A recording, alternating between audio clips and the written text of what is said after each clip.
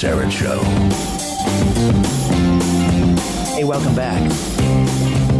That's right. Every Monday, we help you prepare for when the lights go out, long term. But there's some really practical considerations if we have, let's say, a long-term blackout, things you may not even think about. Let's say you live in a high-rise downtown Toronto. And when the power goes out long-term, that's going to affect water filtration systems, for example. And these water filtration plants need electricity to function. So how are you going to get your water? And the elevators will be out. How are you going to get your water up 30 floors? And then there's another consideration that has to do with what comes out the other end. You drink the water in, what comes out the other end? What are you going to do with that? Stefan Verstappen is an emergency preparedness expert, author of The Art of Urban Survival. Stefan, welcome back. How was your weekend, buddy? It was a great weekend, Richard. We had the community I belong to had a yard sale to raise funds for the community kitty. And that was a lot of fun. And it was a beautiful weekend, right? I mean, this was the best Canada can provide, sunny, warm, not too humid. It was wonderful. It was splendid. How many in your community? It varies, but it's approximately 40 people. And then we have outliers. And that's 40 people in our community. And in the next town over, well, it's 2 or 3 towns over, because our community covers like 1, 2, 3, 4, 5 small towns. And but we are also associated with another community. We do things together. They have a slightly different approach than we do. Doesn't matter. We work together. And, for example, we just bought 100 chickens from a farmer. And they brought the chickens, and all the members, well, not all of them, but many of the members went there to kill the chickens and pluck them. I didn't go because it's not my thing. I don't like hurting animals. But listen, that's stuff you have to do, Exactly. And so, the community is about 40 people, and it's growing all the time. But again, we screen the people. People that come into the community have to be vetted by and referred to by somebody else in the community. Right. You have to keep the undesirables, like me, for instance, out. Oh, you would be so welcome, Rich. I wish you were here. I wish you were. We'd have so much fun. God bless you. Yes. And actually, I watched, I would love to be able to raise chickens. I can't. There's a bylaw here in Markham, but I'd love to have a few chickens in the backyard for fresh eggs. Yeah. I had more property. I actually watched a YouTube video on how to kill chickens, and they have these, all of these different machines to take the feathers off and so forth, and they show you how to clean them and put them in freezer bags and all of that stuff. It's so important. It's so important. So let's talk about water and also how to dispose of sewage during a long-term blackout. Sure. Well, I did a podcast last week, and they sent me a list of questions, and they were very detailed. And they asked me questions nobody ever asked me before, and that is, how do you dispose of sewage, and how do you supply yourself with enough water? So I did a deep dive into this, and actually I was already working on, it's almost finished. I got a booklet preparing for condo owners, because you are in a unique circumstance. Now, our listeners in Toronto and in Mississauga, they got a lot of high-rise buildings there in Mississauga too.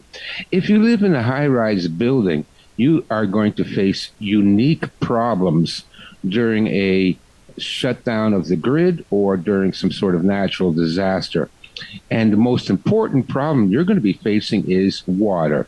Now, first of all, everyone needs about a gallon of water, or that's just under 4 liters. But I like the imperial system. A gallon of water per day. So that's a half a gallon or 2 liters for drinking.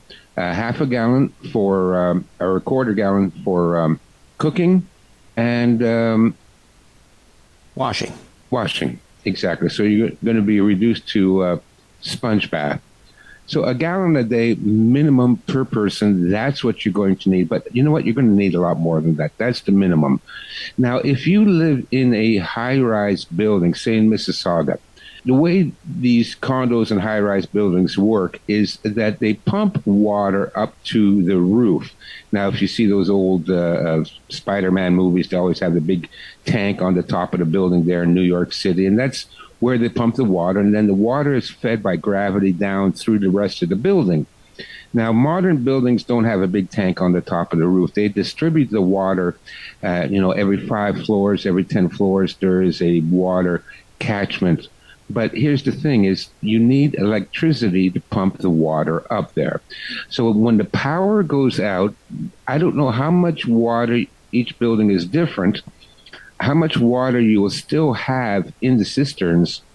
Maybe 3 days worth, maybe 4 days worth, probably not more than that. And even though you have these modern condominiums and they do have emergency backup generators, those generators only work for about 3 days. That's all the fuel they have.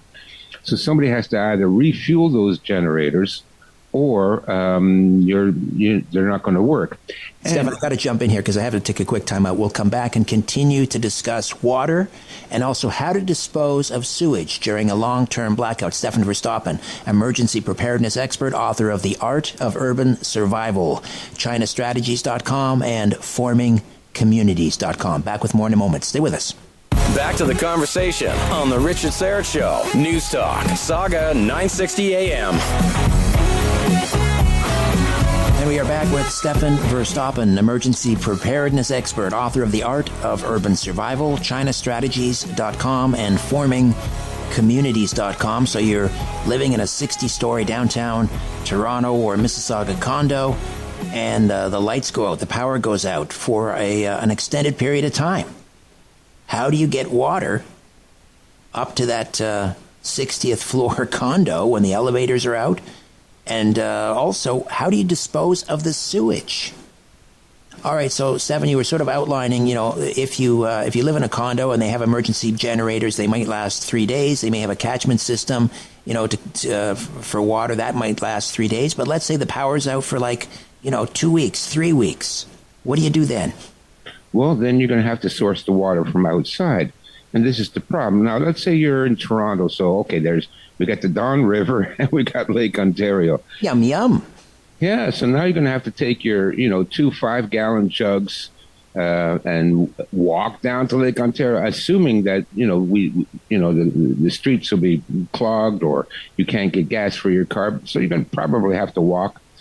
Fill up those 5-gallon jugs of water, walk it all the way back, 5 blocks, 10 blocks, back to your apartment, then up 10, 20, 30 flights of stairs. Boy, you better be in good shape to do that.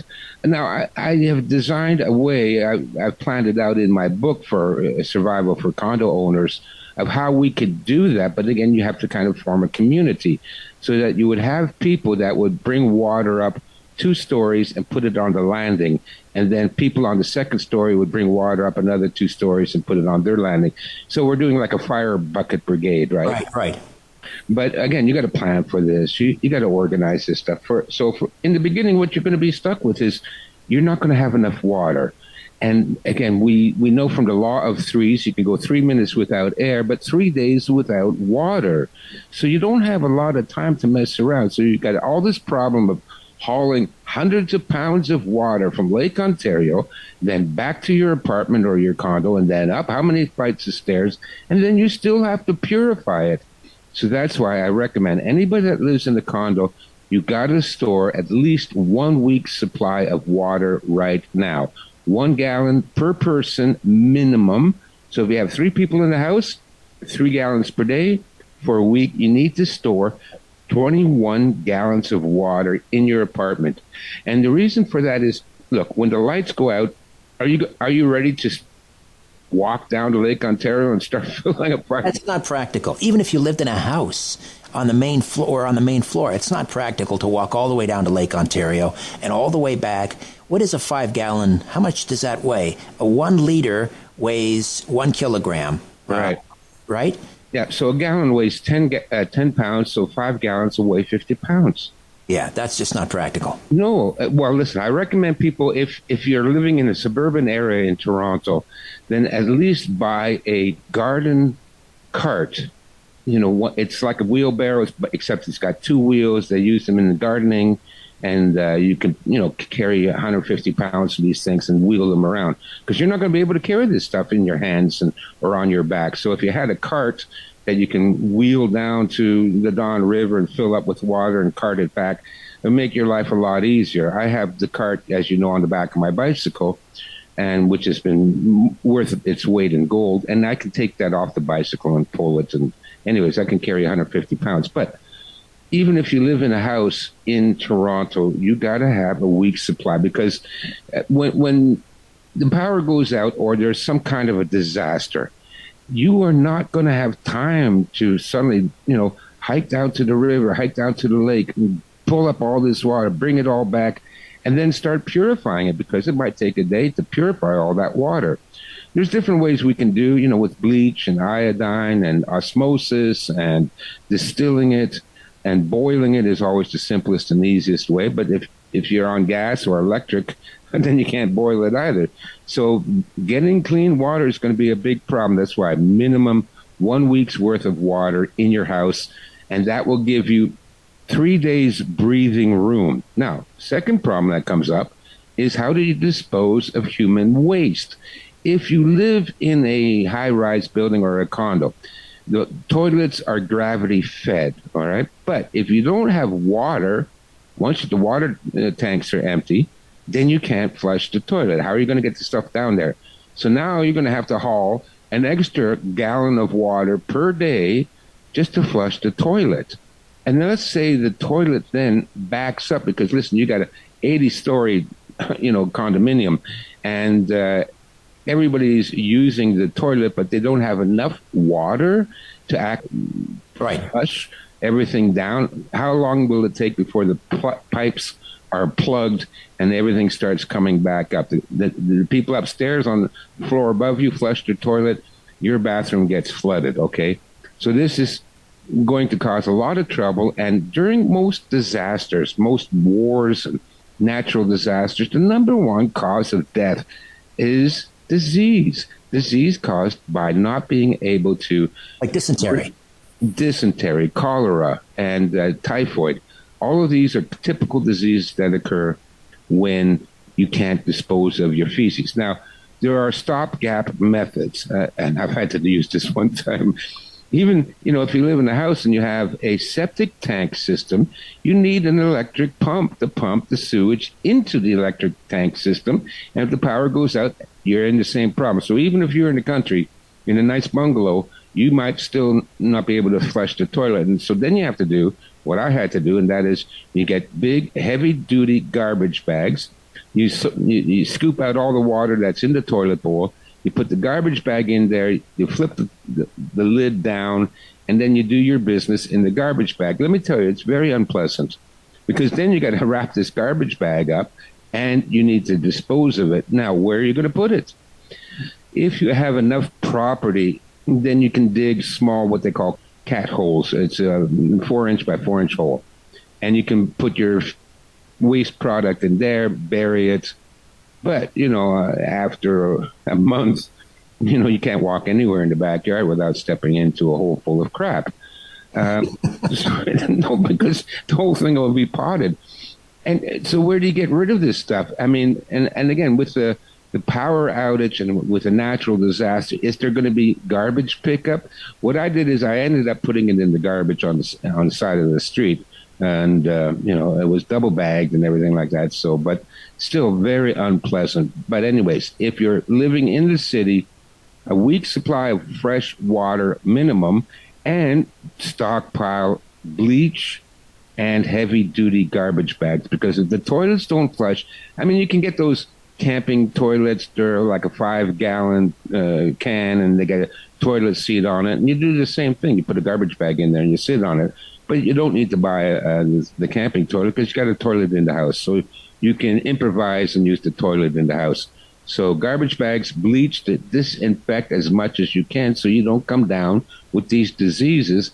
But ultimately, Richard, if you're living in a high-rise in Toronto or Mississauga, you got to make a getaway plan because you can last maybe a month in one of those buildings. You won't be able to keep this up for too long. It's time to bug out, and I got to bug out now, Stefan, because we're rolling into a break.